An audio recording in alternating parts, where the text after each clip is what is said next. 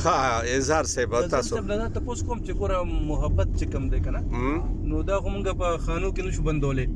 دا خو د ټول جون باندې خور دی کنه د جون په لمحه لمحه باندې چې نو د محبت سوري دی د محبت رنگونه خواره دي نو تاسو خو د جون ډیر سفر وکړ تر دې ځې پورې رسیدای کنه نو زما خیال دا دی چې آیا اوس هم تاسو ضرورت محسوسوي د مینې د محبت او کوم محسوسوي نو په کوم شکل کې ها اظهار صاحب سوال په دې ډېر ښکلی دی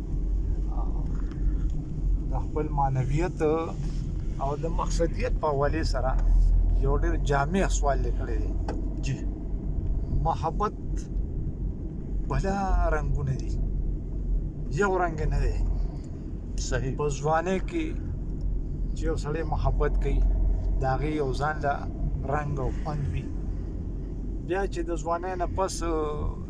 مکمل شباب ته ورسېږي د څلوېښت کلن شي نو هغه وخت د محبت هغه رنګونه بل رنګې دغه تاثر پیدا کوي او بیا چې کله د بوډاوالي ته راشي نو د بوډاوالي د محبت هغه رنګونه نور خوندونه را پیدا کړي د هغې نور جهتونه دي نو زما بنیادي سوال دا دی غزل صاحب چې د محبت د جذبه خو عالمګیره ده که نه آیا وخت سره سره د دې په شدتونو کې کمی راځي که نه داسې نه ده نه دا غلطه خبره ده په محبت کې شدت راتلی شي او کمی هم راتلی شي خو دا شدت او کمی دا د ځوانۍ او د بوډاوالي محتاج نه دی دا په هر عمر کې په هر وخت کې دې کې شدت هم راتلی شي او کمی هم راتلی شي ته بوډا یې نو بوډا یې که نه ستا قوا کمزوري دي خو په زړه کې د محبت هغه جذبه چې ده هغه دومره شدت شمه خو بله ده داسې شمه ده چې هغه سم بړکوي اظهار صاحب زه هسې د دې به زه لږ نور وضاحت وکړم ډېر ښکلې خبره چې دی غزل صاحب وکړه او زما هم بعضې چې دی داسې په دې حوالې سره چې دی خبره شته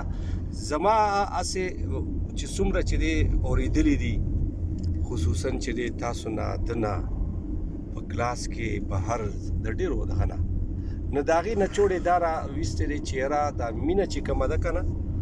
دا یو ډېر ښایسته احساس دی آګهي ده آګهي ده احساس دی او د دې د حصول په حوالې سره چې دی خبره نه وي ځکه وي چې کله دا شی چې دی دا مینه حاصله شي نو دا وي ضرورت جوړ شي دا وي ضرورت جوړ شي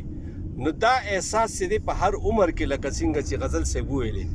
دا د عمر چې دی محتاج نه ده او وخت سره سره چې دی کې شدتونه چې دی راځي او مونږ ته په خپل ذات کې چې دننه ګورو نو نیمګړتیاګانې ښکاري هغه نیمګړتیاګانې او د نیمګړتیا هغه احساس لرې کول